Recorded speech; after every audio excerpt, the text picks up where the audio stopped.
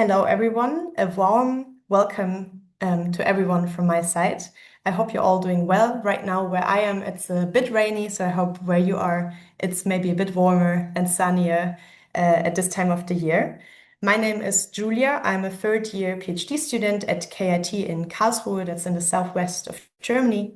And I had the honor to already attend EMS 2 times before, and I'm looking very much forward to the third time in Utrecht this year.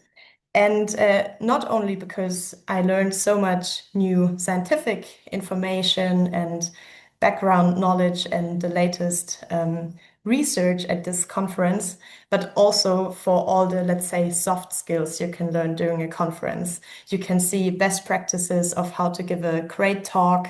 You can see a lot of different ways to design a poster. You can connect to people with very different experiences from very different backgrounds, and that's really what gives or what is the most value to me of such a format, such a conference.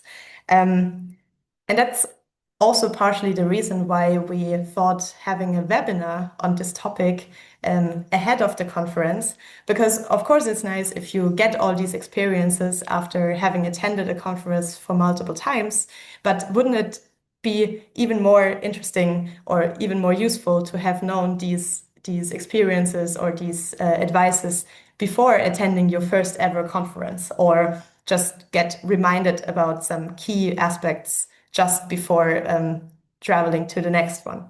And that's why we're having this webinar here. We have 3 amazing panelists, and I'm looking very much forward to the discussion round. And I hope that all of you can take away some new ideas, some preps for the next upcoming conference, no matter if it's your first one or your 10th. Before we start, I have some technical information for you. First of all, you probably can see it in the upper right corner. The webinar is being recorded so that it's available on YouTube afterwards. And you can also check out the EMS webinar channel for all the previous webinars we've had. I would say there are some very interesting ones, so check out the EMS YouTube channel. Today we'll use the tool Slido for the discussion round to make it even more interactive and to give everyone, let's say, the option to interact in the discussions, not only the ones asking questions. But I will give you more feedback about this later.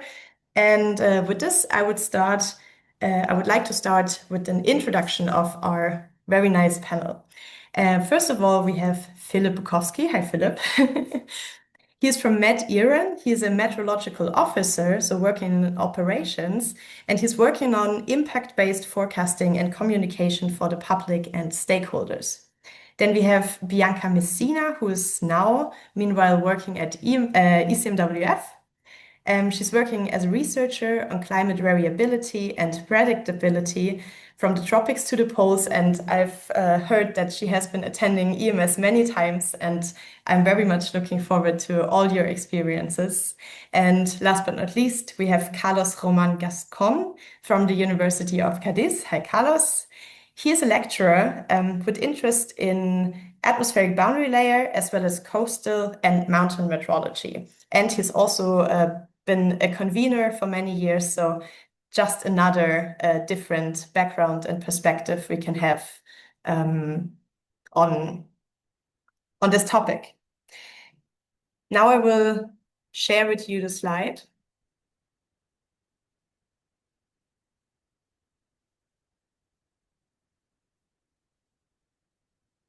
And first of all, I would like to ask Philip, what is your secret advice? You're happy to read it out once again loud, and maybe tell us what made you chose this advice and which kind of experience, what is the story that goes along with your advice?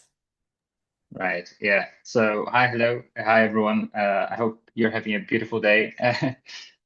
So yeah, my secret advice is to try to talk with conveners if you manage to catch them, because it can be quite difficult sometimes in the whirlwind of so many sessions, it's so many fantastic abstracts and fantastic oral presentations, conveners are busy. But if you manage to catch them in between the sessions or during a coffee break, they're absolutely a wealth of knowledge on the topic because they do manage all of those different presentations, all different posters, all different aspects that go towards fantastic EMS.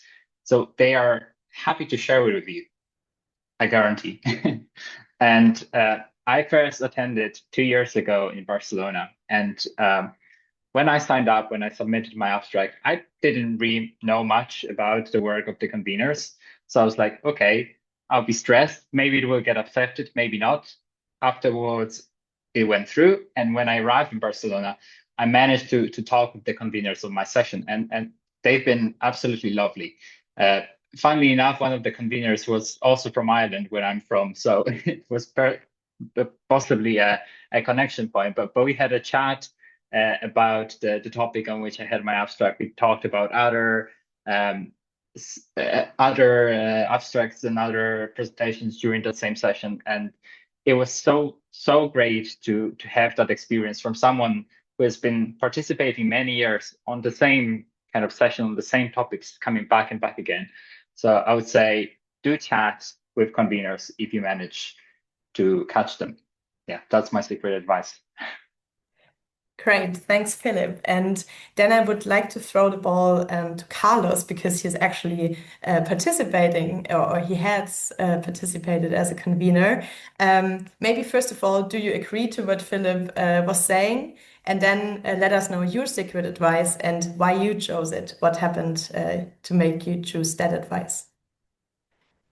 For sure, I agree. It's a good thing that you contact the convener to know with more detail what is happening in the whole session, and I think this is a great advice, and for sure. And then regarding the advice that I put here, it was in fact it was. It's especially it's a special advice for people that get nervous when are going to the conference, especially for maybe young people or people that are in the first or the second conference, something like this, or even for some people that even have some they don't speak a really good English, so they can think that if they are going to present something, they can have issues and things like this. So this is what I think that it's always very nice if you can practice your presentation, especially with your supervisors. At least 2-3 times before, because this seems like a very basic advice, but it's very important because after 2-3 times you are going to do it very in much better than the first time. So don't let it to the end, or don't try to go just and present your things. At least maybe if you are an expert, you can do it. But if you are in the beginning of your career, it would be very nice if you can practice it 2-3 times before, and not the last day. So at least 2 days before. So this is, I think, very important because it's true that it's a very basic and everybody knows this. But if you practice 2-3 times, then you are going to have a much better presentation. And then related to the PowerPoint that you have to present, it's very good if you can put like 2-3 things in each slide that you with these 2-3 clues you can really know what you have to say in each slide. Like this, you are not going to forget things. So for example, in one slide you put two words in bold or two figures or whatever, and you say, okay, I have to say this and this other thing. So I think this is very important. But especially for people that don't, like me, for example, that we don't speak perfect English, because especially people from Spain or from countries where we don't used to see movies and things in English, we have normally more issues with the language. So this is not a problem, because at the end, I think that the scientific message that you are going to show is going to be very well understood by everyone, and this is the important thing. No one is there to judge your English, so this is very important for people that we don't have we are not very lucky, and we cannot have a very good English. And then another thing is that you have to know that the work that you are presenting there in your presentation, probably you are the person that better knows what you are presenting. So you are the expert in your thing. And maybe the question that you are going to have are more curiosity than other things. So it's very strange that you are going to find some expert researcher, a very critical one, saying things to your presentation. So this is very important. And yeah, and also maybe the last advice. I'm sorry if I'm speaking a lot. Is just to you have to be honest, and if you have not done something or you don't know something, you can just say I don't know, because we all are very busy and we have a lot of work to do in the work that we are going to present. And if you don't know anything, you can just say, okay, I don't know, but you can maybe explain me this later. And this is very nice, because this is how we also learn a lot of things in conferences like this. So yeah. Thank you a lot, Carlos. And I can completely agree, especially for those of you who attend a conference the very first time. Just imagine that everyone in the room had their first conference at one point in time, and everyone had started their career at one time. So even if someone seems to know everything, they also started with not knowing everything and maybe being as insecure as you might be. Then let's move on to Bianca. I will read out your advice because it's very short and it says, take the full advantage of being an early career scientist. I know you've been attending EMS at many times and also very early during your career. So tell us what's behind this very precise advice. Yes, so actually I tried to cheat a bit because it's one advice, but actually I had two aspects in mind. And one is actually related somehow to what Carlos was saying about presentations, but also about expectations. So the fact that you are an early career scientist actually entitles you in a certain way. You are encouraged to ask questions, even if you are, just not sure about something, just ask to clarify. And when you present, no one is expecting you to do the perfect job. It's your first time. We've all been there. So you are allowed to mess up, which doesn't mean that you should do a sloppy job. I agree with Carlos that you should prepare, but you should not stress too much. And this comes, in my experience, it's an advice that I got when I was preparing for my first conference during my PhD for my presentation. I was very stressed about the question specifically, because it can really happen that, you don't understand a question or you don't know. And a colleague of mine that was, more experienced just told me, relax, you're a first year PhD student. No one is going to attack you. No one is going to be upset if you cannot answer or if you give an answer that they don't like. So it's okay to be nervous. It's normal. But, just try to think about the fact that because you're an early career scientist, this is your time to learn and everybody knows it. So you are encouraged to ask and to explore and to learn. So that is okay. And then the other part of the advice is more practical, and it's the fact that there are, at these type of conferences, at the EMS specifically, there are activities and events that are dedicated to early career scientists. It's training, workshops, and networking events. And I really suggest that you try to browse to the program and mark them and try to attend, because they are great chances to learn. They are events that are usually, planned for early career scientists. So it's really for you to take advantage. And for sure, you will end up meeting a lot of people, other early career scientists, which is great. You can also just rant about your PhD and, and feel supported. That's great already. But also, more advanced scientists, in my experience, are always happy to share advice and experience. So I know it's sometimes hard when you're an early career scientist and you feel like, oh, I am a nobody and I should not go and talk to this very important person. But, just do it. Make sure maybe that you catch the people you want to talk to when they are relatively free, which also relates maybe to Philip's advice. If you want to talk to a convener, just try to catch them when they're free. But, just do it, because being an early career scientist means that it's really your time to learn, and you are, it's your time to play around a little bit, if that makes sense. It absolutely makes sense. And I would actually came to my mind that there is actually an event at EMS that combines all of your advices. And Honestly, we haven't rehearsed that before, but I just noticed that every year on Monday evening, there's a reception for early career scientists and conveners. So that's the perfect occasion where you have conveners that are not busy, you're invited to join, and everyone can talk to each other. So that, for example, would be one of the events you could attend if you want to make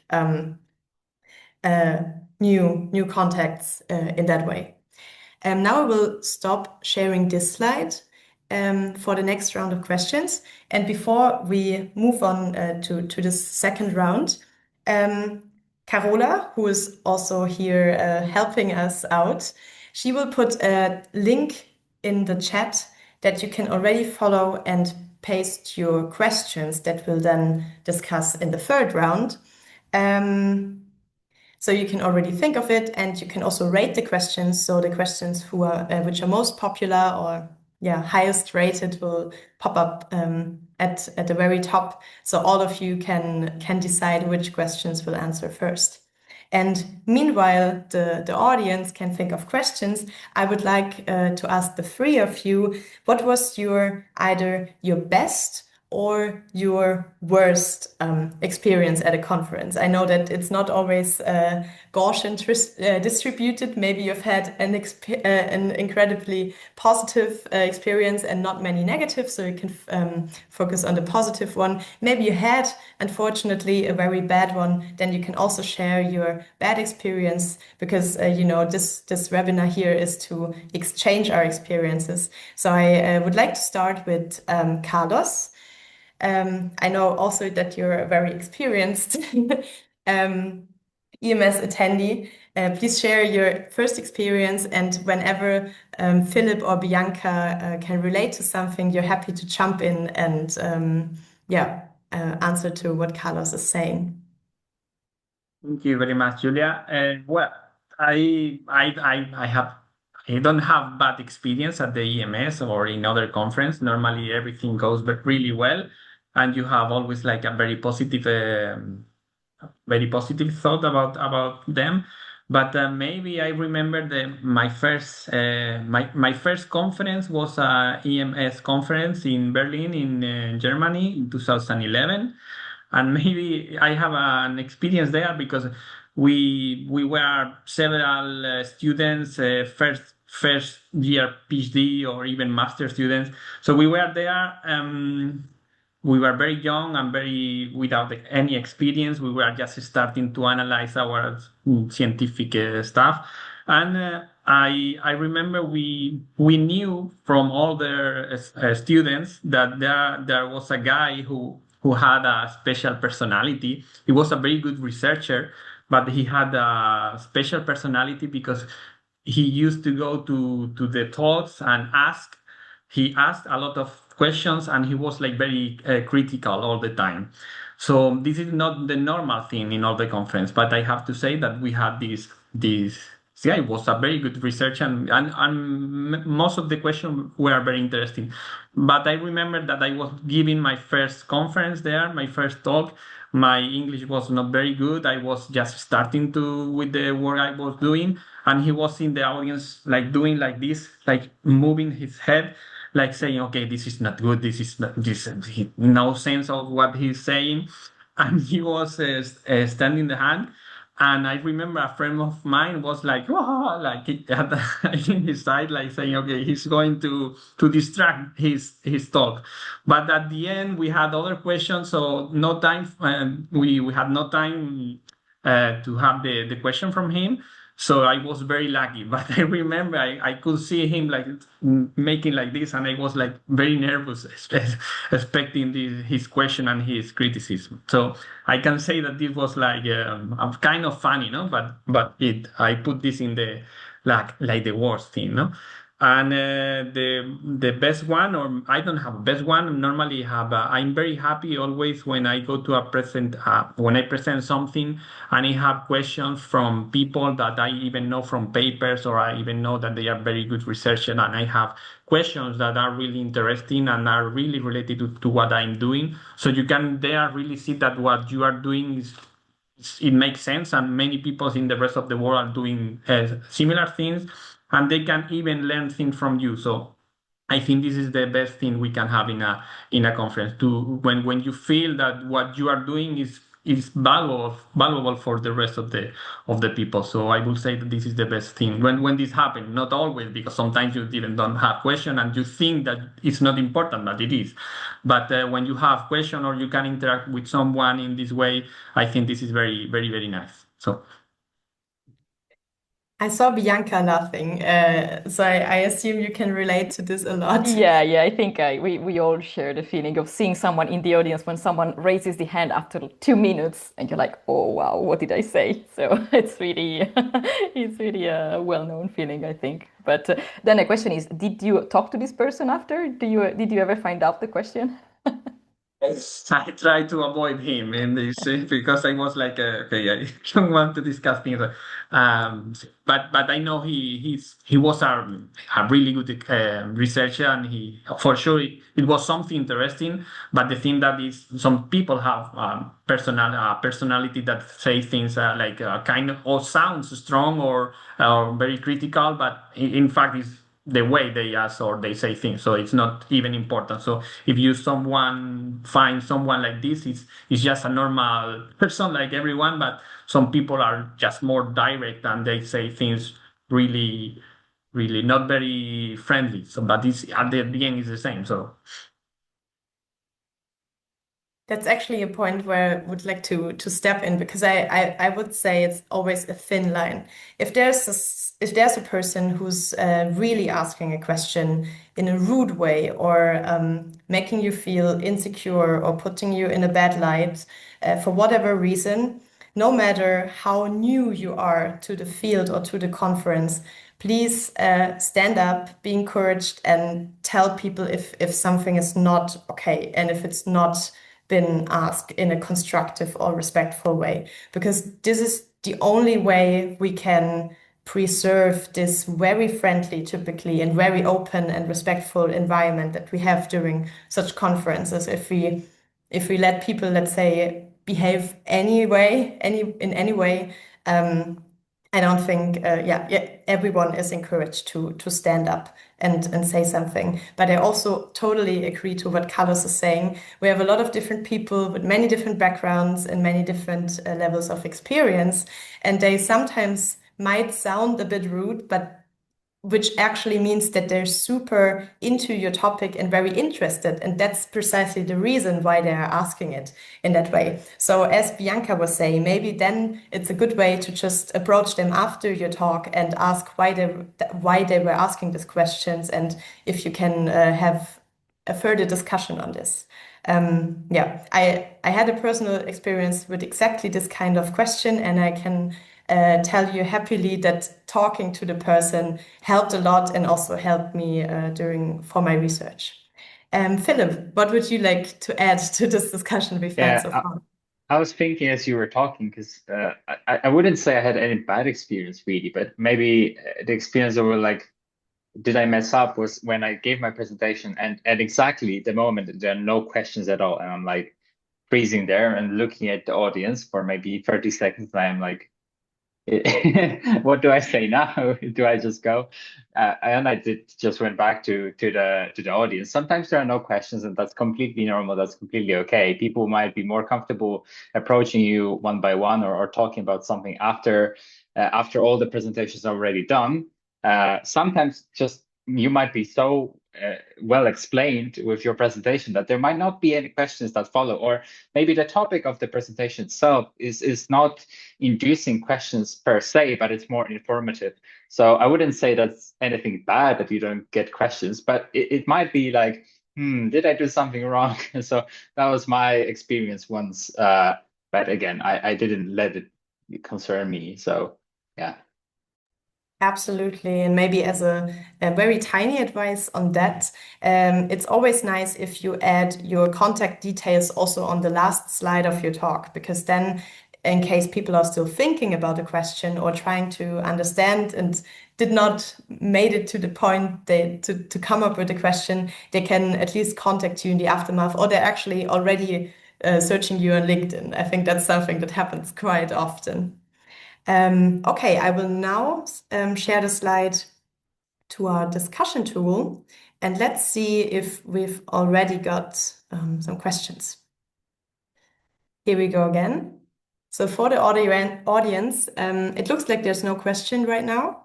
Please scan the QR code or go to slido.com, add the number, and you can type your question there and then also rate the questions of other people. Philip? Yeah, in the meantime, as we're waiting for the questions, I might share one more thing, because I was thinking as Carlos were talking about his secret advice that when you prepare, do prepare for less than is your indicative time. So let's say you have 15 minutes or you have 10 minutes, prepare for maybe half of that, because you will certainly overrun. Unless you're a very quick speaker, you always have to think about what you're trying to explain. Maybe you have some small anecdote to add or small point that is on the side but contributes to your point. So keep it shorter than you think it should be, because more likely than not, you will be going towards your time limit. So that's my side advice to my main advice.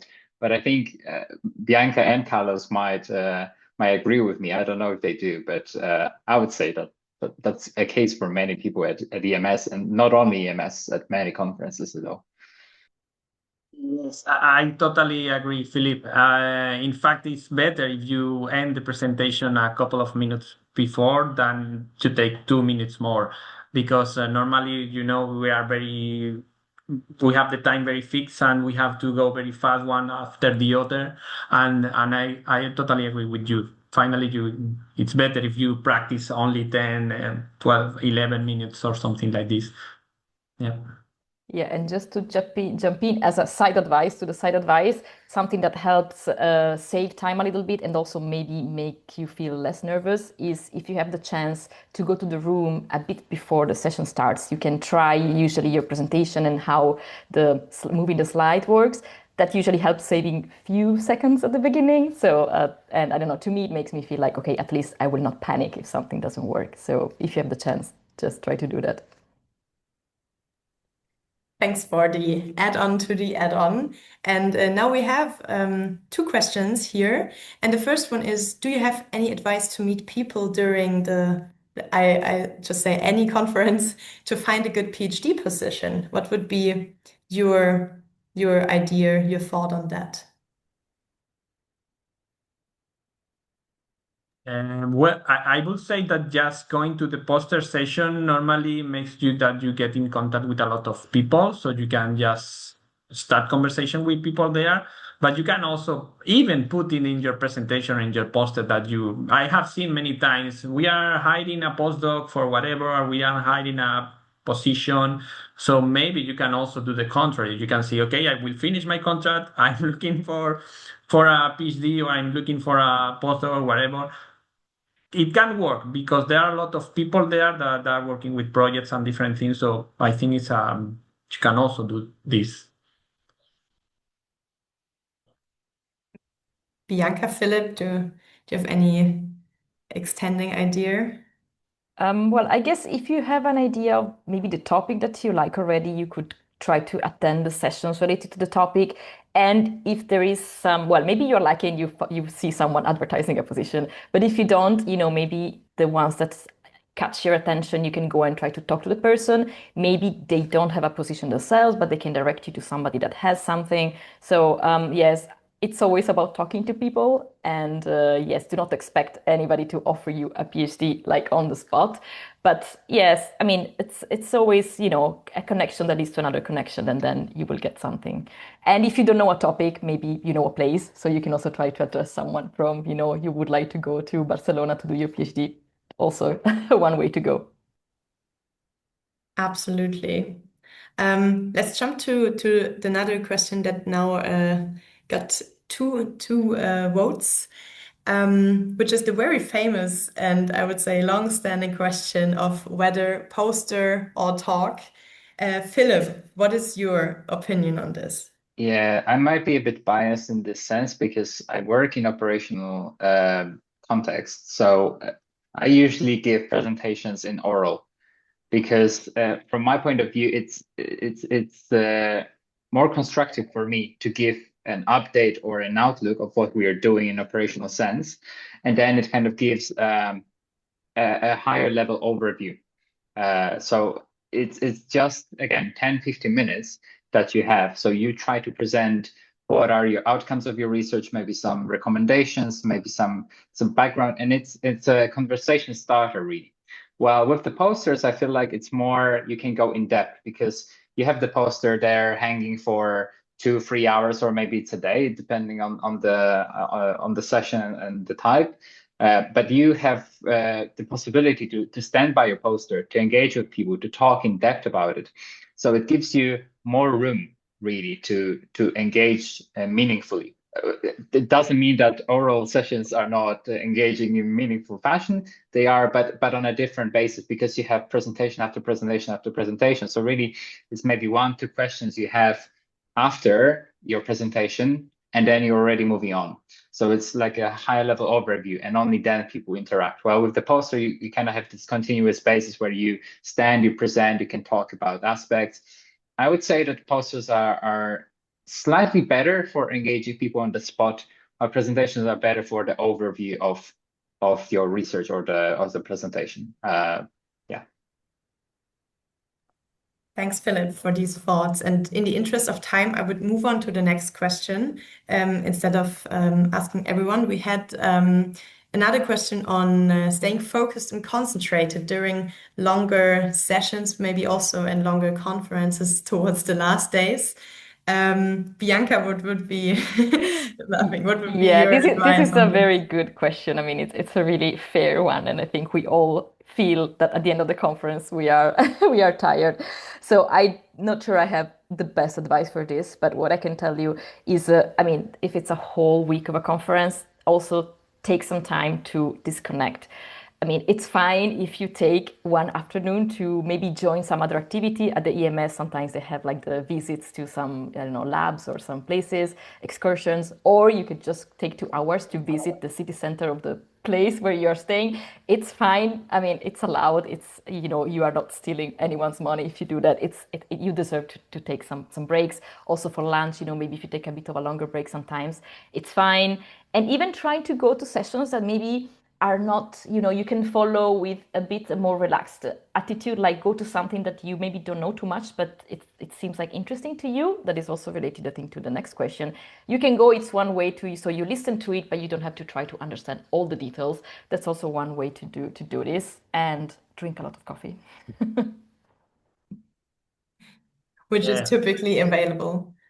Yeah, Carlos, maybe you can elaborate on that and then directly jump to the next question, which is kind of related to what Bianca was saying. Yeah, I totally agree with Bianca. In fact, my answer to this question is related to the next question because I remember in my first EU, I was trying to see everything related to my research, related to the ocean, related to dinosaurs, about everything. So because it was a very big conference where you can see a lot of different topics and many interesting things. And at the end, I was like exhausted. And after the years, you know that you have to take it with more calm. So basically, what I prefer to do is just to I I prefer to focus a little bit more in the session directly related to what I'm doing, and if you, but also maybe seeing other ones. But if you do this, you have maybe some free time that is very important to relax and to disconnect a little bit, because otherwise you are going to be very, very tired at the end. At least for me. Maybe there are people that can attend everything, but I prefer also to have a break in the middle and go for a walk or whatever, and rest a little bit, because otherwise you are very, very tired and you even don't listen what they are saying in the talk. So yeah, I totally agree with Bianca. Philip, is there anything you would like to add to this thought? I was just meaning to say that I also see that there's a tiny difference between maybe attending many sessions at once or sessions in a consecutive order, because then you have this kind of a marathon of many tiny pieces that you consume one after another, and it's hard to process. So within the session when you have all the abstracts, look for some that are most interesting to you, but then also do go to other sessions that maybe have a different lens on the same topic, or maybe they have completely different lens on another topic, just so you can kind of zone out and see what else research is being done in the space. Also, I think there are like Bianca said, there are side events or there are excursions that are happening, and it's a great time to have this connection with other people. It doesn't mean that you're completely out of the EMS or talking about meteorology, atmosphere, so on. You still connect with people who will be talking to you, who will be chatting about those topics, but it's a bit more relaxed. It's a completely different sense. So I would say, yeah, that there's this dual kind of attendance mode, at least for me. That's how I do it. Yes, I would personally also agree to what Philip just said, that, for example, if you sign up for an excursion, that doesn't mean you skip a session and that's a bad thing, but it rather means that you're expanding your interest or your experience in another way. And maybe during the excursion, you will meet your future PhD supervisor, who knows? I will stop sharing this screen now, and I would like to kind of close our discussion round with one last question that every one of you can answer consequently, which is for those early career students or everyone here in the room who is fostering or trying to pursue an academic career. Is there any special advice you would give to them? So is there any special if people already now know that that they want to go in this specific direction? Let's start with Bianca. Yeah. Well, my first advice would be embrace for the worst, but I don't want to sound too negative. No, but if this is something that you are passionate about and you would like to do, you need a bit of perseverance. That is true. I mean, I think, and a bit of flexibility, because jumping from a PhD to the next stage, there's some time in between that and getting, maybe a permanent position where you might have to be flexible in terms of, maybe moving to some other country or some other lab.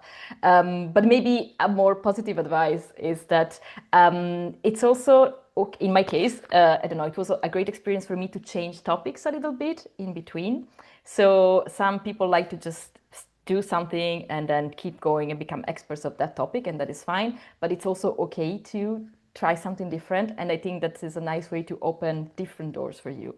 At least in my case, it's something that maybe makes me a bit of a master of none, but I think it also gives me, more paths that I could potentially go through. So my advice is to keep it open in all the possible senses if you want. Thank you so much. Philip, what is your final thought? Yeah, I would say that similar to Bianca, I wouldn't just how to say it, try to put all the eggs in one basket, meaning that if you are pursuing a career in a specific stream, try to think what are the neighboring themes maybe. Because you might find that at some stage you're feeling, okay, this might be a bit exhausting for me, or I've been focusing on it for some years already, and I feel like I would try something new. And that's great because you have that opportunity. You just have to get your creative forces and put it out there. And it might take effort, but it doesn't mean that it's not worth it, because you might find that those things on the fringes or neighboring with your main topic might also be interesting to pursue. That was the case for me. So I work on the intersection of impacts, which is on the side of, let's say, disaster risk reduction, and then it's adjacent to meteorology, but also it's adjacent to, for example, people behavior. So it's kind of a wide thing that you can do and try different things and then find your ground. So I think that's very relevant for academic career, especially in today's world. Then Carlos, you have the closing words Yeah. for the topic part of the Yeah. webinar. Thank you. Yeah. permanent position in the academic career seems something very difficult nowadays in many countries, as you know, and finally perseverance can be the word that can define what you should do. But I will say that you should enjoy this perseverance because I remember I have suffered myself this no until I find a permanent position, but you cannot forget to enjoy the moment in which you are PhD, postdoc, second postdoc, third postdoc, whatever. You should still enjoy this all the time because you are learning things, you are working, you should work as always, but enjoy working. And at the end, after many, probably if you are lucky, less year or more years, you will maybe find you will be you are going to find maybe a permanent position with more easily. So I will say that briefly I will say enjoy this perseverance because you have to enjoy all the stages that you are going to be, and you are learning things, you are working, so don't get obsessed about finding a permanent position because at the end you will find if you continue doing what you should do. So this is what I have to say. Thank you so much, Carlos. And I guess that's something all of us here in the panel would agree to. With this, we're approaching the end of this webinar. Unfortunately, I would love to discuss even further. Let's maybe continue at EMS in the ECS convener reception, for example. To the audience, if you have ideas for further topics for the EMS webinar, or if you like to get in touch with us, or if you even want to get engaged in the webinar series working group yourself, feel free to contact us, either myself or the EMS secretary or anyone from EMS. You will find the contact details online. And then there's an advertisement for the next webinar who's coming up. Which is a collaboration together with ACAM. And it will take place on the 9th of July, and it's entitled What Caused the Unusual European Winter of 2025, Internal Variability, Teleconnections, and the Role of Climate Change. So a lot more scientifically than today, but certainly very, very interesting, and I'm looking forward to this very much. And then another reminder, we've been talking about the Early Career Scientist reception on Monday evening at EMS. And on Tuesday morning, there will be a Early Career Scientist career event where you can meet different stakeholders from different parts of the metrology sector. So you can also think of future job opportunities. And if you want to sign up for this, also send an email to the EMS organizers. And with this, I would also very much like to thank the organizers in the background, which is the EMS Secretary Office, which is basically Carola and Martina themselves. I know you can hear this, and thank you very, very much. And also, a big thanks for our three panelists, Bianca, Philip, and Carlos. Thank you so much for exchanging so many thoughts, so many ideas, and I hope the audience could take away something from this. And feel free to share the webinar as soon as it is online. And then hopefully see many of you at EMS 2026 in Utrecht. Goodbye. Thank you so much, Julia. Thank you very much, Julia. Nice. Bye bye. Thank you. Thank you. Thanks a Everybody. million.